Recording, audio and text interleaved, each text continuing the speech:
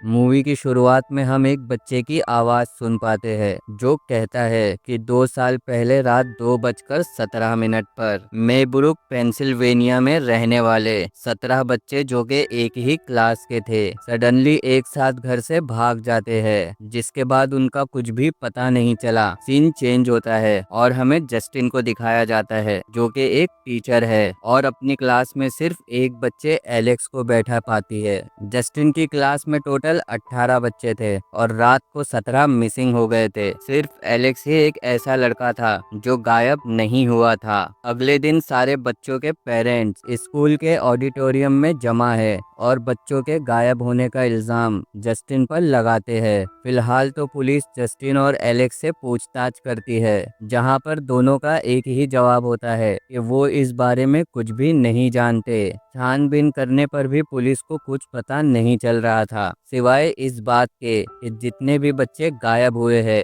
वो सब के सब रात के 2:17 पर गायब हुए हैं। जब पुलिस सीसीटीवी फुटेज चेक करती है तो उन्हें पता चलता है कि रात के 2:17 पर एक अलार्म बजा था, जिसके बाद ये सारे बच्चे एक साथ भाग गए थे। ऑडिटोरियम में जस्टिन सारे पेरेंट्स के सामने खड़ी है और सारे पेरेंट्स जस्टिन को ब्लेम कर रहे होते हैं। इन्हीं लोगों में एक शख्स है आर्चर ग्राफ, जो जरा भी कसर नहीं छोड़ता जस्टिन को मुजरिम बताने में। लेकिन स्कूल प्रिंसिपल मार्कर जस्टिन को डिफेंड करते हैं और वो कहते हैं कि इन सब मामले में जस्टिन का कोई हाथ नहीं है। इस मीटिंग के बाद जस्टिन वाइन लेने एक शॉप पर जाती है, जहां जेम्स नाम का एक नशेड़ी शख्स उससे पैसे मांगता है, लेकिन जस्टिन उसे इग्नोर करती है और जल्द ही अपने घर आ जाती है क्योंकि उसे फ़ोन पर कुछ पेरेंट्स की धमकियां आ रही थी। अगली सुबह जस्टिन देखती है किसी ने उसकी कार पर लाल रंग से विच लिख दिया है और वो अपने एक दोस्त पॉल को कॉल करके बुलाती है जो कि पुलिस में है। लेकिन पॉल बिजी होता है, इसीलिए जस्टिन खुद पुलिस स्टेशन चली जाती है। स्कूल में जस्टिन एलेक्स से बात करना चाहती थी, लेकिन प्रिंसिपल मार्कस उसे मना कर देते हैं। वो कहते हैं कि पुलिस ने एलेक्स से बहुत ज़्यादा पूछताछ की है। मार्कस पर बच्चों के पेरेंट्स का बहुत ज़्यादा प्रेशर होता है, इसीलिए वो जस्टिन को कुछ दिनों की छुट्टी पर भेज देते हैं। उसी रात एक बार में हमें जस्टिन और पॉल को दिखाया जाता है, जहां हमें पता चलता है पॉल जस्टिन का एक्स बॉयफ्रेंड है। अगले दिन जस्टिन एलेक्स का पीछा करती है और उससे बात करने की कोशिश करती है, लेकिन एलेक्स उससे दूर भागता है। फिर भी जस्टिन उसका पीछा करती है और उसके घर जाती है। जस्टिन दरवाज़ा खटखटाती है। जब कोई दरवाज़ा नहीं खोलता तो उसकी नज़र एक खिड़की पर जाती है। घर की सारी खिड़कियां न्यूज़पेपर से ढकी हुई थी। उसे एक गैप नज़र आता है जहां से वो घर के अंदर झांकती है। वो देखती है कि अंदर एलेक्स के पेरेंट्स अजीब तरीके से बैठे हुए हैं। ये देखकर वो डर जाती है और इमीडिएटली प्रिंसिपल मार्कर को कॉल करती है और उन्हें ये सारी बातें बताती है और उनसे कहती है कि वो लीगली एलेक्स के घर पर वेलनेस चेक करवाए। उसी रात जस्टिन एलेक्स के घर पर नज़र रखती है और अपनी कार में बैठकर वेट करती है। अचानक उसकी कार का बोनट जलने लगता है। सडनली एलेक्स के घर का दरवाज़ा खुलता है। घर के अंदर से एलेक्स की माँ हाथों में कैंची लिए हुए अजीब तरीके से चलते हुए जस्टिन के करीब आती है और चुपके से उसके कुछ बाल काट लेती है। सीन कट होता है और हमें आर्चर को दिखाया जाता है। हम देखते हैं कि आर्चर ने ही जस्टिन की कार पर विच लिखा था, क्योंकि वो अभी भी मानता था कि बच्चों के गायब होने के पीछे जस्टिन का ही हाथ है। जब आर्चर को पुलिस से भी कोई जवाब नहीं मिलता तो वो खुद ही बच्चों की सीसीटीवी फुटेज चेक करने लगता है। उसे पता चलता है कि उसका बेटा मैथ्यू एक पर्टिकुलर डायरेक्शन में भागा था। आर्चर टाउन का मैप निकालता है और मैथ्यू के भागने वाली डायरेक्शन में एक लाइन ड्रॉ करता है। फिर वो एक दूसरी फैमिली के भी घर जाता है और उनका भी सीसीटीवी कैमरा चेक करता है। दोनों लाइन ड्रॉ करने पर आर्चर को पता चलता है कि ये दोनों लाइन एक ही पॉइंट पर मैच हो रही है। ये पॉइंट कोई पर्टिकुलर जगह है जहां पर सारे बच्चे गए हैं। अपनी रिसर्च के दौरान आर्चर जस्टिन को एक पेट्रोल पंप पर खड़ी पाता है और वो उसके पास आकर जस्टिन पर बहुत चिल्लाता है और उसी समय हमें प्रिंसिपल मार्कस को दिखाया जाता है जो बहुत ही बुरी तरह इंजर्ड है और उन्हीं बच्चों की तरह भाग रहे हैं जो उस रात गायब हुए थे। वो भागते हुए आते हैं और जस्टिन पर अटैक करते हैं। मार्कस को रोकने के लिए आर्चर बहुत कोशिश करता है। मौका पाकर जस्टिन किसी तरह भाग जाती है, लेकिन मार्कस आर्चर से बचकर फिर से जस्टिन के पीछे पड़ जाता है। ऐसा लग रहा था कि मार्कस पोजेस हो गया है और वो एंटिटी जस्टिन को मारना चाहती है। अब हमें ऑफिसर पॉल को दिखाया जाता है। ये उस रात की बात है जब जस्टिन ने अपनी कार पर विच लिखा देखा था। पुलिस स्टेशन से निकलने के बाद पॉल उसी नशेड़ी जेम्स को देखता है जो किसी के घर में घुसने की कोशिश कर रहा था। पॉल उसका पीछा करके उसे पकड़ लेता है। तलाशी लेते समय पॉल को जेम्स की पॉकेट में मौजूद नीडल्स चुभ जाती है। पॉल को गुस्सा आ जाता है और वो जेम्स को असॉल्ट करता है, और ये सब कुछ पॉल की कार के डैश कैमरा में रिकॉर्ड हो जाता है, जिससे उसकी नौकरी भी जा सकती थी। पॉल बहुत डर जाता है और वो जेम्स से कहता है कि अगर तुम इस बारे में किसी को कुछ भी नहीं बताओगे तो मैं तुम्हें छोड़ दूंगा, लेकिन एक बात का ध्यान रखना,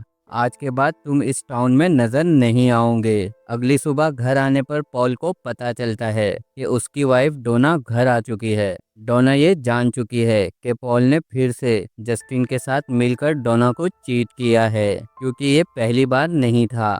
दूसरी तरफ हमें दिखाया जाता है पॉल पुलिस स्टेशन के कैप्टन से मिलने जाता है और वो जेम्स को पुलिस स्टेशन आते देखता है। जेम्स को देखकर पॉल को गुस्सा आ जाता है और वो उसे पकड़कर कहता है कि तुम यहाँ क्यों आए हो? मैंने तुमसे कहा था कि इस शहर में दोबारा नजर नहीं आओगे। और हमें दिखाया जाता है कि पैसे के लिए जेम्स एक घर में चोरी करने के लिए घुसा था, और वो घर किसी और का नहीं बल्कि एलेक्स का ही था। घर में जाते ही जेम्स एलेक्स के पेरेंट्स को देखता है। वो जिस स्टेट में बैठे थे, ऐसा लग रहा था किसी ने उन्हें हिप्नोटाइज कर दिया है।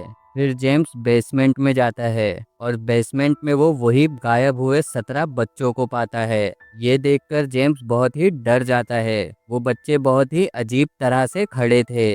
जेम्स किसी तरह वहां से भागकर पुलिस स्टेशन आता है। वहां पॉल उसे देख लेता है और अपनी जान बचाने के लिए जेम्स जंगल में आ जाता है।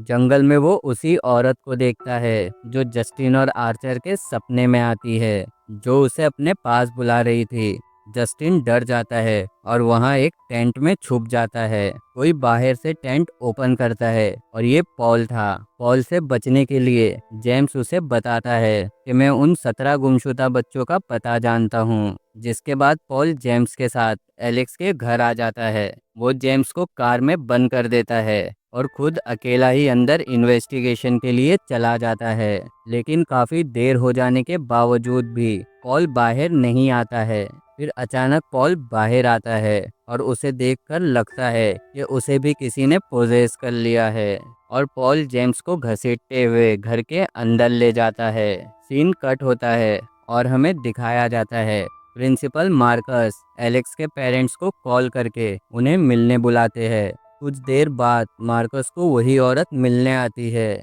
जो अपना नाम ग्लेडी बताती है, और वो अपने आप को एलेक्स की आंटी कहकर इंट्रोड्यूस करती है। मार्कस उसे कहता है कि उसे एलेक्स के पेरेंट्स से ही बात करनी है, वरना उसे मजबूरन एलेक्स के घर आना होगा वेलनेस चेकअप के लिए। ये सुनकर ग्लेडी का चेहरा उतर जाता है। दूसरी तरफ हमें मार्कस के घर का सीन दिखाया जाता है। ग्लेडी उनके घर पर दस्तक देती है। वो उनके सामने एक अजीब तरह की लकड़ी निकालती है जिस पर उसने मार्कस के ऑफिस का एक क्लोथ बांधा हुआ था। उस लकड़ी के मौजूद कांटों से ग्लेडी अपना हाथ काट लेती है और बहते हुए खून से पूरी लकड़ी को रंगने लगती है। मार्कस उसे रोकता इससे पहले ही ग्लेडी एक बेल बजाती है, जिसके साथ ही मार्कस उसके कंट्रोल में आ जाता है। और यहाँ रिवील होता है कि वो ग्लेडी थी जिसने मार्कस को कंट्रोल करके जस्टिन को मारने के लिए भेजा था, और इसीलिए ग्लेडी ने जस्टिन के सर के बाल काटे थे ताकि वो उसे टारगेट कर सके। लेकिन जस्टिन को मारने के लिए उसके पीछे भागते वक्त मार्कस खुद एक गाड़ी से टकरा जाता है और वो वहीं खत्म हो जाता है। इस वक्त तक आर्चर समझ चुका था कि जस्टिन का इस जुर्म में कोई हाथ नहीं है, इसलिए वो दोनों टीम अप करते हैं और सारे बच्चों को एक साथ मिलकर ढूंढने का फैसला करते हैं। आर्थर जस्टिन को अपना रिसर्च बताता है। वो मैप दिखाता है जहाँ दोनों लाइन मिल रही होती है और जस्टिन समझ जाती है जहाँ दोनों लाइन मिल रही है वो पॉइंट एलेक्स का घर है। इसलिए वो दोनों एलेक्स के घर की तरफ निकल पड़ते हैं। यहाँ सीन कट होता है और हमें पास्ट का समय दिखाया जाता है। ये सब कुछ होने से कुछ वक्त पहले, जब पूरा टाउन सुकून में था। एलेक्स हमेशा की तरह स्कूल जा रहा होता है। एक दिन एलेक्स की आंटी ग्लैडी एलेक्स के घर पर आती है, जो काफ़ी बूढ़ी और बीमार लगती है। वो अपने साथ एक अजीब सा प्लांट्स भी लेकर आई थी। अगले दिन स्कूल छूटने पर एलेक्स के पापा उसे लेने नहीं आते, तो वो अकेला ही घर पैदल चला जाता है। घर में एंटर करते ही एलेक्स अपने पेरेंट्स को हिप्नोटाइज स्टेट में देखता है। एलेक्स डर जाता है और समझ जाता है कि कुछ गड़बड़ है। तभी उसकी आंटी ग्लेडी उसके सामने आती है, जो पहले से बहुत तंदुरुस्त और जवान लग रही थी। ग्लेडी एलेक्स को धमकी देती है कि अगर उसने किसी को कुछ बताया तो वो एलेक्स के पेरेंट्स को मार देगी। इसके बाद एलेक्स देखता है कि ग्लेडी घर में कुछ रिचुअल करती है, जहां वो ब्लैक मैजिक से किसी भी इंसान की आत्मा खाकर वो जवान रह सकती है। और वो ये सब उसी प्लांट्स की टहनी को तोड़कर किया करती थी। और उसे ये रिचुअल पूरा करने के लिए किसी इंसान की ऐसी चीज़ चाहिए थी जो उस इंसान से जुड़ी हुई हो, जैसे कि बाल, कपड़ा या कोई पर्सनल आइटम।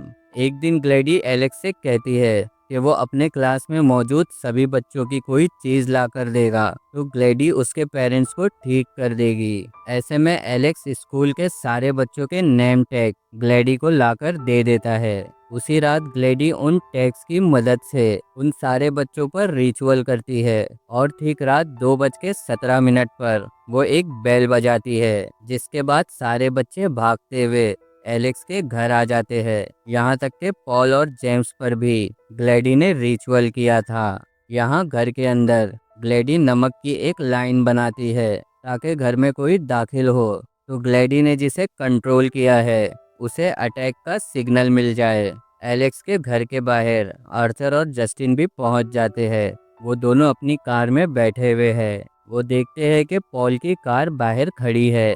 तभी ग्लेडी के कहने पर पॉल जस्टिन को इशारे से अंदर बुलाता है। ऐसे में जस्टिन और आर्चर घर में आकर उस नमक वाली लाइन को क्रॉस कर देते हैं, जिस वजह से पॉल और जेम्स को अटैक करने का सिग्नल मिल जाता है और वो दोनों आर्चर और जस्टिन पर हमला कर देते हैं। लेकिन किसी तरह जस्टिन पॉल की गन से पॉल और जेम्स को मारकर आर्चर और खुद को बचा लेती है। इसके बाद आर्चर बेसमेंट में जाता है, जहां वो देखता है सारे बच्चे हिप्नोटाइज्ड स्टेट में है। तभी अचानक ग्लैडी आकर आर्चर के बाल काट के उसे भी अपने कंट्रोल में ले लेती है और जस्टिन पर अटैक करने के लिए कहती है। दूसरी तरफ एलेक्स अपने रूम में था, जहां वो नमक की लाइन क्रॉस कर जाता है, जिस लाइन के दूसरी तरफ उसी के पेरेंट्स थे, जो इस वक्त ग्लेडी के कंट्रोल में थे। नमक की लाइन क्रॉस करने से एलेक्स के पेरेंट्स को भी अटैक का सिग्नल मिल जाता है और वो एलेक्स को ही मारने की कोशिश करते हैं।